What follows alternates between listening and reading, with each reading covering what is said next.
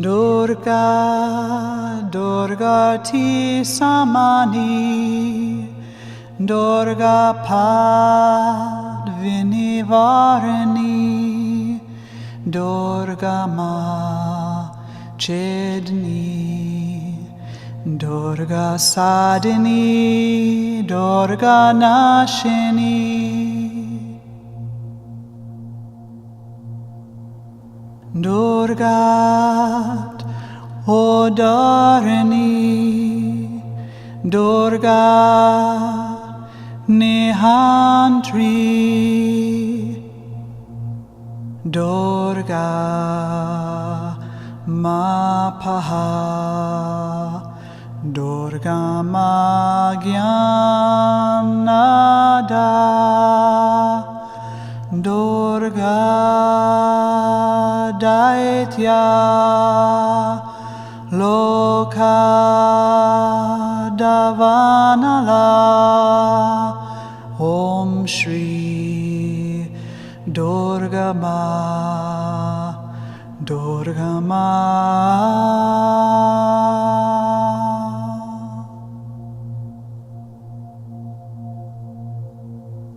Durga Ma, Durga Ma Loka Durgam Atmaswarupini, Durga Marga Pradha, Durga Ma Vidya, Durgam Shrita, Om Shri Durga Ma, Durga Ma Jnana Samstana, Durga Ma Dhyana Bhashini, Durga Moha, Durga Maga, Durgam Artha Swarupini, Durgam Ashora Samham Tri, Durgam Ayudha Dharini, Durgam Amgi, Durgam Mata, Durgam Ya, Durgam Ishwari, Durga Bhima, Durga Bama, Durga Ba, Durga Dharini.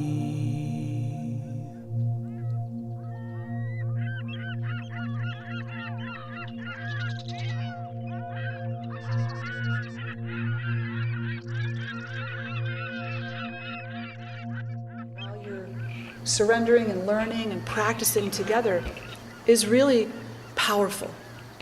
It's powerful to come together, to cry together, to laugh together, to be together, to explore together, to get lost together, to be refound together, to sing together. It's much more powerful together. And then we carry it home with us. We carry it out into the world with us. And maybe we're just a little bit more at ease. We'll have a tendency on a day-to-day basis to share a little bit more kindness with ourselves and with the people that we meet every single day. And maybe we'll be brave enough that we suggest that this world is in need of her mother. Okay. So, when I first decided several years ago that I wanted to really come to know the mother, I oftentimes called her the goddess, and I still do. But that word has never really sat right with me. The word goddess never really, I don't know, when I call her the mother, something happens. I feel a warmth on the inside that radiates out. When I say goddess, I feel that too, but it's different. And it wasn't until I started to look into the word that I realized why. So, When we look at the history of goddess worship or mother worship, what we see is that the mother is potentially the earliest spiritual icon, 20,000 years old, the first, or the earliest rather, of archaeological artifacts that show a divine form that's feminine. 20,000 years ago, people were praying to the mother. At that point in time, she was associated, they believe, with agriculture and with reproductivity and with creation and, Then about 5,500 years ago, and that was in India. Still in India, about 5,500 years ago, archaeologists discovered that in an area in India, every household had an icon of the mother. Every household had goddess figures. And so the anthropologists and the archaeologists who were studying this phenomenon, because they couldn't understand, they were like, why are there so many figurines of women? So they termed it goddess, the goddess cult, or the goddess tradition. The word goddess comes from the combination of the word God and S, which means that which belongs to. Oh. And the word goddess is a relatively recent occurrence. It was never used before around 1350 AD. So it's only been around for a few hundred years. Prior to that, what was she called? Vak, Ma, Mata, Madre, Mother. She was called the M words, which don't have any other origination other than, some linguists say, Om.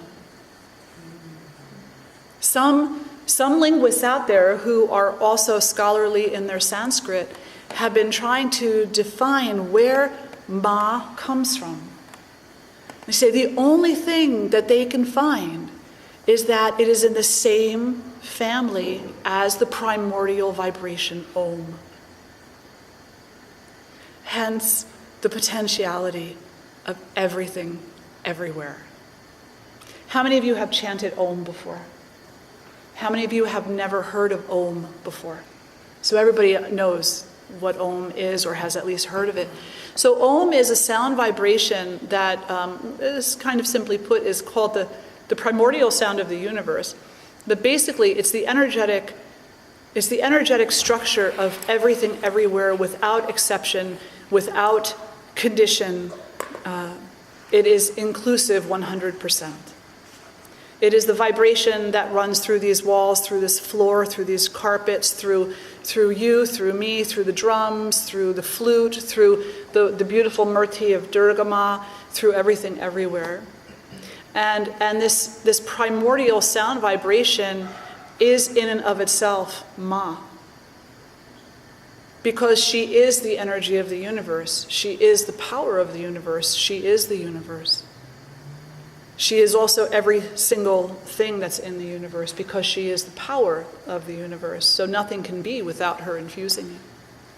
So isn't that a different perspective to take than goddess?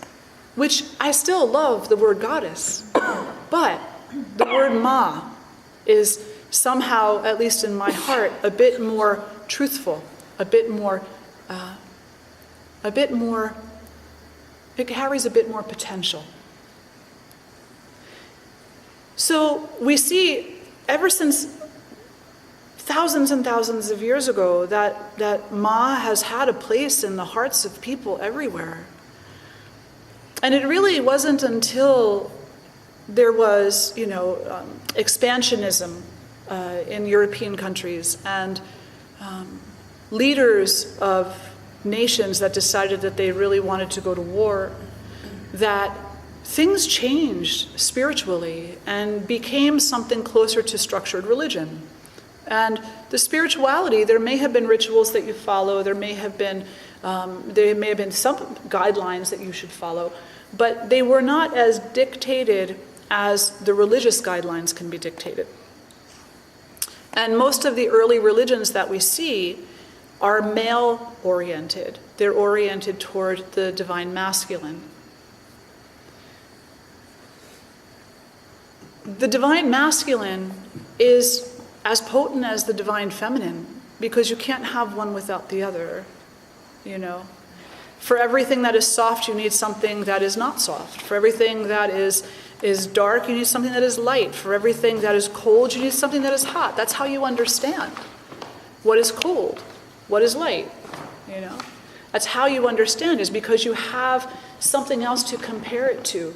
Without the comparative factor, without being able to say, you know, this carpet is brown, this carpet is cream. If I wasn't able to look at that and to see the opposites that are there, then I wouldn't be able to so deeply appreciate their structure. And that appreciation can be a beautiful thing because it's an artistry, but it can also be a harmful thing because then we look and say, well, I like one better than the other. I want one, I don't want the other. I love one, I hate the other. And so it can be very confusing. So we have two things at a minimum that we're working with. And the first is that we carry within us this amazing potentiality of everything everywhere. The Divine Mother, she's with us and within us. There is nothing we are not. But then the other side of ourself completely misunderstands that. And as a result of that misunderstanding, we become what we think is separated, what we think is limited, what we think is flawed somehow. We become afraid. And then when we are fearful, we're hindered in our spiritual growth. And so most of us that are gathered here today, we're women, and we understand what it's like, you know, that old saying, man works 9 to 5, a woman's work is never done. Yeah. But it is really, you know, the woman's work really is never done. It really isn't, because the feminine tends to be the nurturer. The feminine tends to be the one who cares for all. The feminine tends to be the one who is the peacekeeper. The feminine tends to be the one who tries to see outside the box.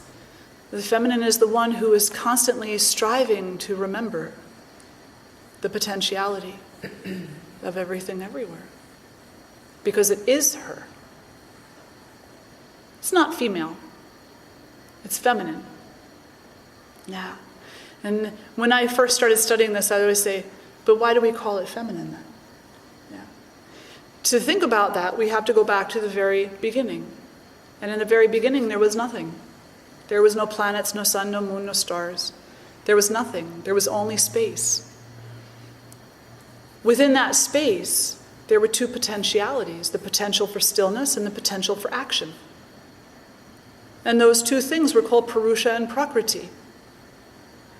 And humans said, well, the Purusha is more masculine.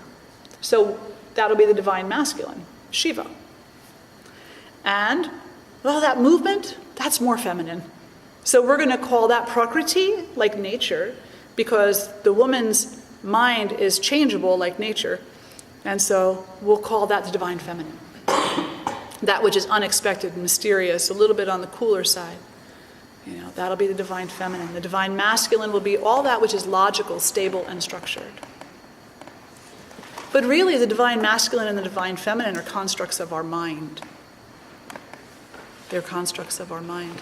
But it doesn't mean that they're not important. Does that make sense? Yeah. It doesn't mean that they're not important. They're very important because they help us to understand the world that we live in. So just to back up a little bit, so we go and we have this energy in the universe, and this energy is called Shakti. And Shakti is just formlessness. It's the formless potential. It's like the great idea right before you had the great idea.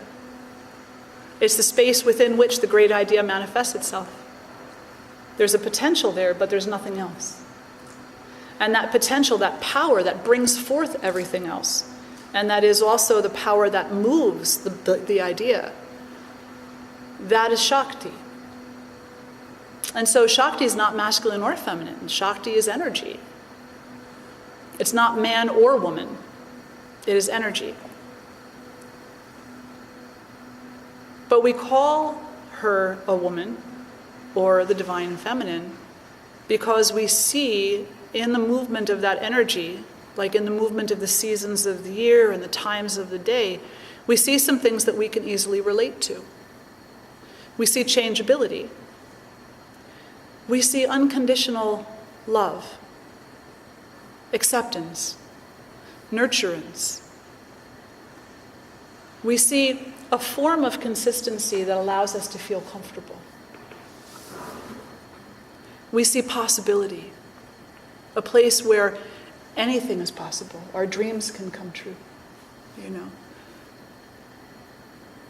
And while in some ways it may have a logic to it, it's not highly logical. It's actually very organic in its manifestation. It's very organic, the way the clouds move across the sky, the way the river flows, the way the ocean tides come in and sweep out. Any of you collect sea glass? Right? You go to the same spot every year, every day of that summer. Why do you go to the same spot? Because it's always different.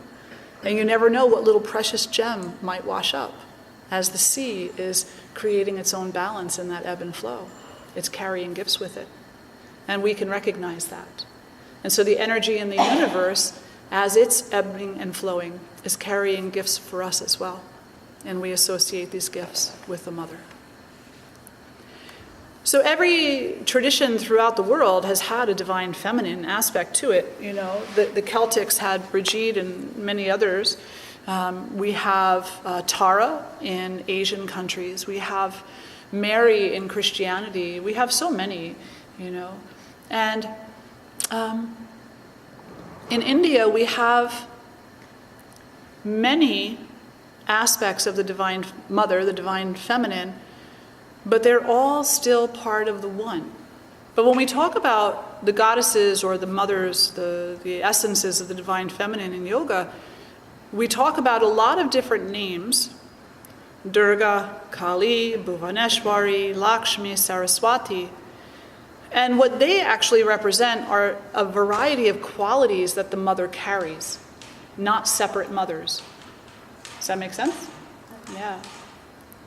So Durga, for example, she carries the quality of compassion, of clarity.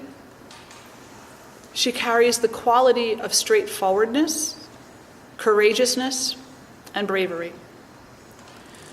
Kali carries fierceness, carries so much fierceness. And Kali's fierceness is just a little bit fiercer than Durga's. Yeah. Durga, her compassion tempers her. Kali says, that's the end. This has to stop. This has to go. This has to change. And Durga says, well, let's play back and forth a little bit like she did with Madhu and Kaitava, the two demons. She said until she gave them the opportunity to find the error of their ways. Right? So some mothers, it's like, you were late, don't be late again. And some mothers are like, you're grounded. So you can look at the Divine Mother as having these different temperaments, these different aspects of her personality. Saraswati is the goddess of education and creativity. Lakshmi is the goddess of abundance. These are all things that we all have within us. They're not absent from any of us. And when we talk about Saraswati or Lakshmi or Bhuvaneshwari, we're not talking about individual goddesses. It's not a polytheistic tradition. It's actually one. Just one. Just like you're complicated, so is she. That's where your complications came from. So, moving forward in time a little bit, we see that there's this manifestation of all these different forms of the mother. And somewhere in the 1300s, we know that the mother was named goddess. And that word goddess is actually a masculine oriented word, that which belongs to the god. And then we come forward to the 1960s-ish, 1970s, and there's a great movement happening in the West. And feminism arises as a result of the Woodstock era. And the feminism that arises at that point is demanding something called equal rights for women. It's demanding that women be treated the same as men. And this is both a blessing and a curse. It's a blessing because what these women did, who were on the forefront of this movement, was they looked at the more modern scriptures and they said, this is the reason why women are abused, why women are looked down upon, is because women have no place in religion. Not really. They don't have the place of dignity that they actually deserve. But it was also not so much of a blessing for us because we weren't clear about what we were asking for. When you're asking for equal rights, I don't want equal rights to my husband. I want us to be treated with dignity together. I want him to be able to play his part, and I want to be able to play my part. And I don't want to be judged if my part is staying at home and raising my children. And I don't want to be judged if my part is going out and becoming a corporateer. And I don't want to be judged if I am a loud female with an opinion who's told that loud women are bitches. That's equal rights, right? Because that's the way that men treat each other. So then, all of a sudden, women come into this environment which is really antithetical to their nature. We're nurturers. We're not competitive at heart. Not really, not in an unhealthy way. And then all of a sudden, we find ourselves in the middle of a man's world trying to compete. And so we become even more lost to our impulse to know who we are, who she is, how life is, what brings about a sense of health and wellness and balance, equanimity, all these other beautiful qualities. So the feminist movement in the 1960s was absolutely amazingly beneficial, but it was also not. Depends on what part you're looking at it from. And then, you come forward just a little bit more into the 1970s, 80s, and you've got what's called the New Age movement. And the New Age movement really grabbed hold of the mother. They really grabbed hold of her. They said, Ma is it. The goddess is it.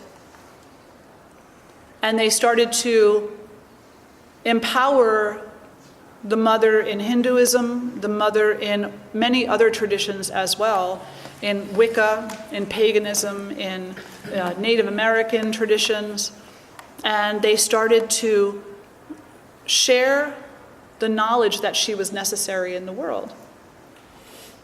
But most people, when they hear of New Age, what do they think?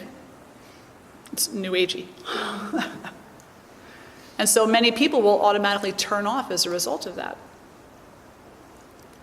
So now here we are in 2018, and we're in a situation in our world where the masculine is out of control.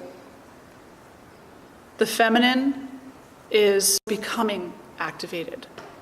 But how is it becoming activated? Is it becoming activated in the light of masculinity, or is it becoming activated for the sake of the mother? Are you activated in your life for the sake of proving a point to somebody? For the sake of showing your own self-worth? For the sake of something outside of yourself? Or are you activated in your life now for your own sake? For the sake of the mother that exists inside of you? Who are we cultivating a relationship with? That's the question. Are we continuing to cultivate the relationship that takes us deeper into the toxic masculinity that is at hand in the world today? Or are we cultivating a relationship with the sacred mother inside of ourselves, and the one that is still active in the world today, but which has taken a bit of a backseat given the level of drama that we are oftentimes facing? So this evening, and that's kind of heavy, isn't it? That's kind of heavy. Yes, it is. But we have two choices, right? We say we want to come together because we want to do the work that's going to allow us to experience more spirituality in our life. And spirituality isn't cushy. It's not comfortable. Never was. That's why they burned witches. Right? That's why it's true. Anybody who decided that they wanted to get closer to the mother in some way, shape, or form, those powers that be decided that they were going to try to stop it. So we might as well get used to being uncomfortable about it and start using our voices to declare our heart's intention. Just like Durga, just like Kali, just like Bridget, just like Mary. How Mary is so misinterpreted. Mary wasn't passive at all. She was a single mother in a time when that would have been completely unacceptable. She traveled near and far. She was homeless. She fought for her child. She was an activist. She stood up for what she had faith in. She didn't just sit back. She stepped forward. And she made the sacrifices necessary in order for this world to have some healing at that time. That's not a passive heart. That's an active heart. And I just thought that's so beautiful. And it really kind of changed my perspective, because now I don't see her as like, I still see her as loving and as nurturing, but I also see her as a warrior, fierce in her love, fierce in her life, and willing to do what needs to be done. What needs to be done? You need to love yourself. You need to like yourself. You need to see yourself. You need to know yourself. Accept yourself. That's spiritual. Saying, I go and I work in the soup kitchen and I feed stray animals and I'm nice to people, but then you look in the mirror and you say, but I hate you. There's something off there. You can go out into the world and do amazing, beautiful things. But if you're not good to you, what does it mean? It's just a distraction away from the work that you need to do, so that you come to understand the deep level of ultimate potentiality that exists within you. I'll share just a little bit. When I was younger, I could not stand myself. Could not. I came from an abusive family. We had lots of issues. I was angry. I was volatile with myself. I was in pain. I kept everybody at 2 or 3 or 27 arm distances. Nobody got close to me.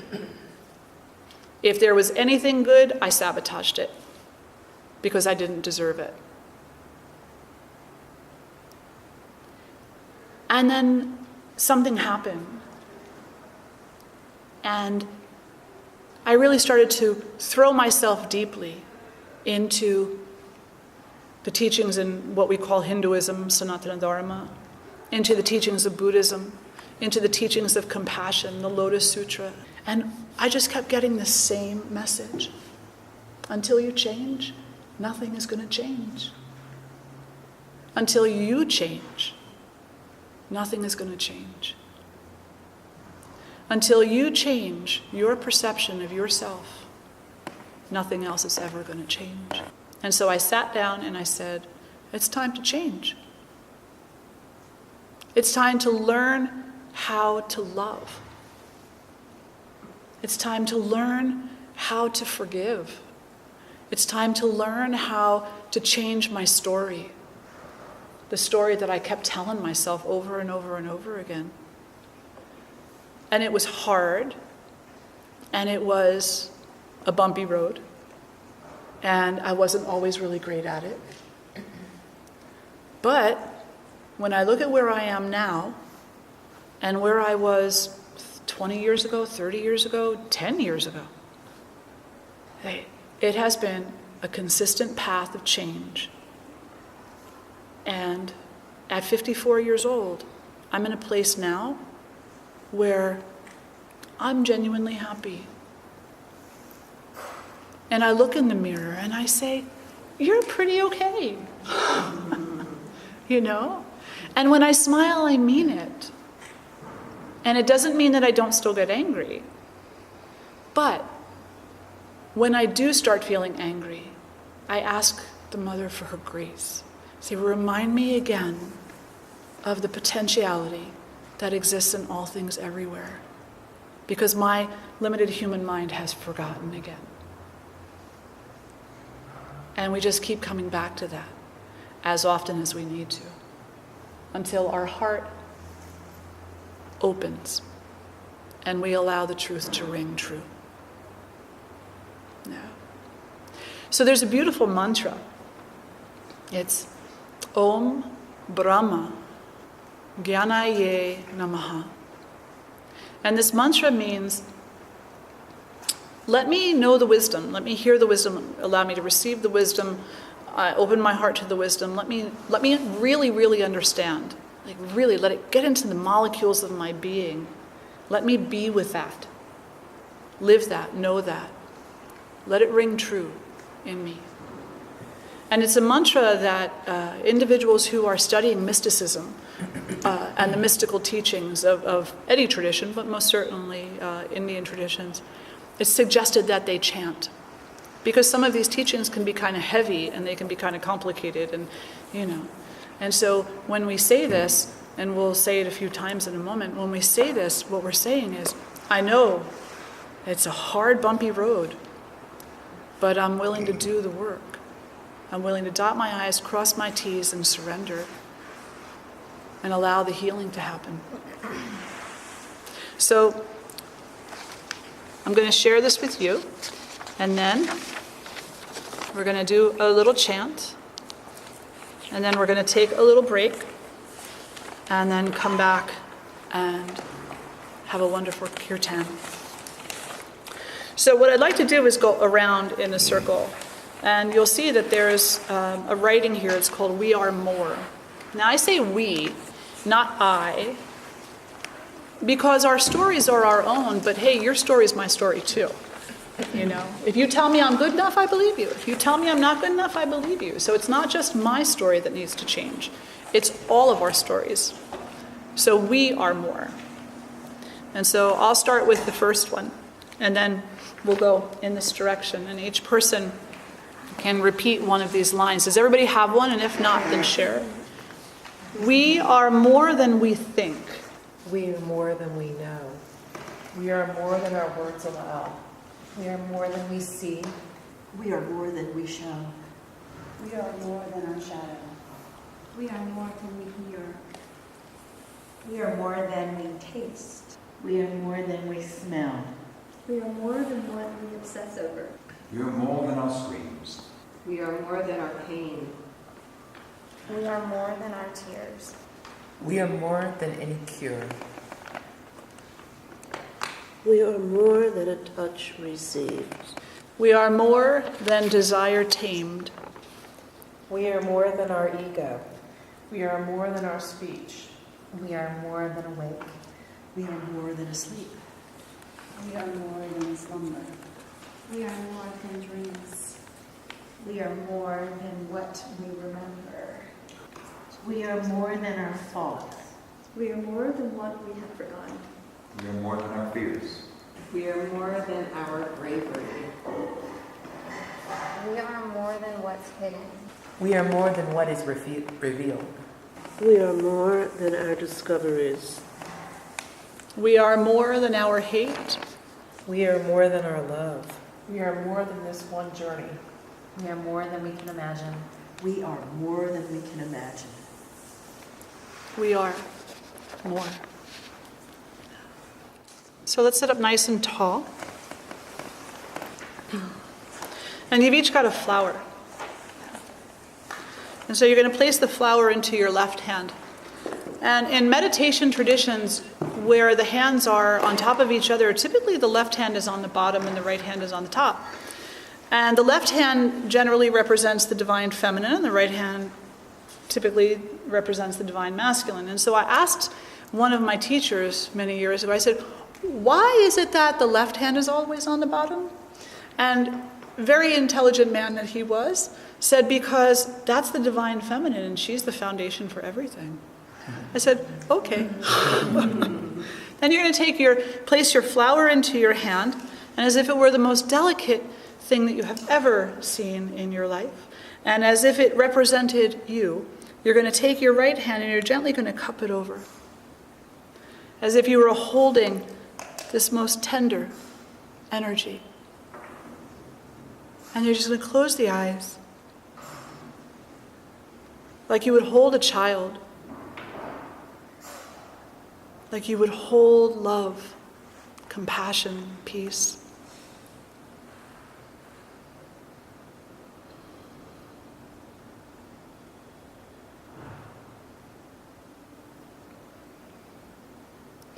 Om Brahma Gyanaye Namaha.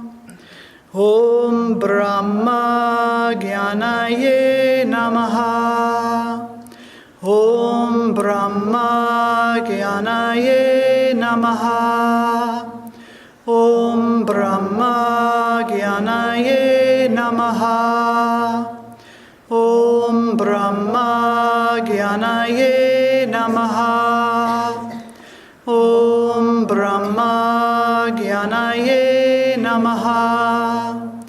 Om Brahma Gyanaye Namaha.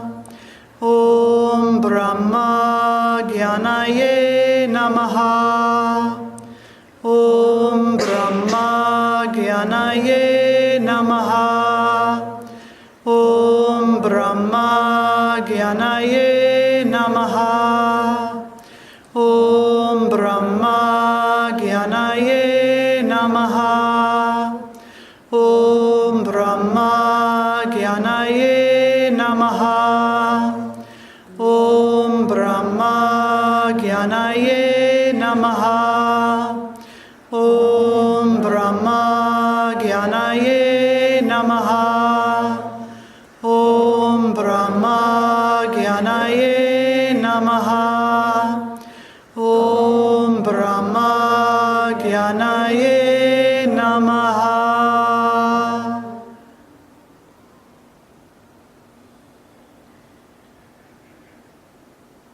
May we fully absorb the wisdom of love, of light, of peace. The wisdom teachings of the Mother in all her forms. May we fully absorb and reflect her generosity, her kindness, her acceptance, her clarity. May we fully absorb and reflect her truth. May we cultivate the relationship that this life necessitates in order to awaken in as many moments as possible. May we absorb the truth of our real self and share that like the light of 10,000 suns with all other beings everywhere. May we be brave. May we never lose vision of love. May we be courageous. And may we never turn that courageousness into cruelty.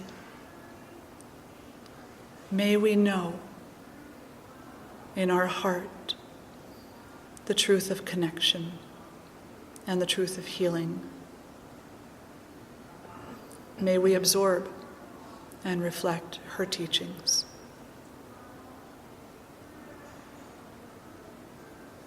Starting now, no matter where you were before, starting now, set the intention to cultivate deeply in your heart of hearts a relationship with yourself that is worthy dignified, deep, complete, purposeful, and full of love. And together we'll chant one beautiful Om. Take a nice breath in.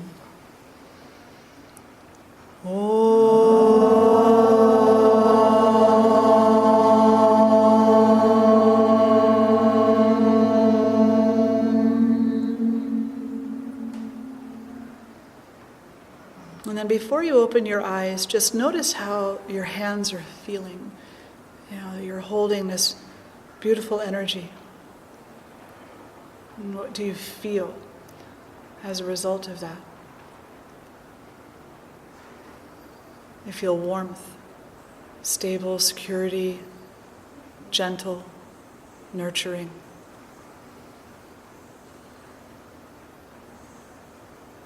And then flutter the eyes open.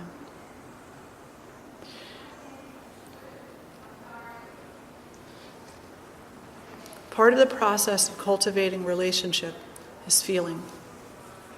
If you're not feeling or willing to feel, there can be no relationship. So part of the process of cultivating a relationship is taking the chance of being vulnerable to feeling, opening the heart to the possibility that there is something greater waiting for us.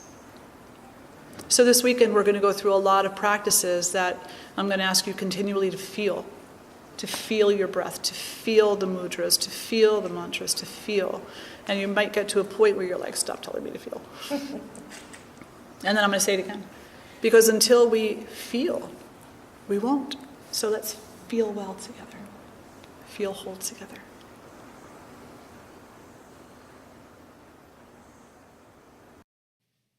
Thank you for taking the time to listen to the spiritual teachings being offered through Kula Kamala Foundation and Yoga Ashram. If you would like to learn more about our organization, please visit us online at www.kulakamalfoundation.org. May you walk peacefully and compassionately through this world and through this life. May you know peace in your time. Namaste.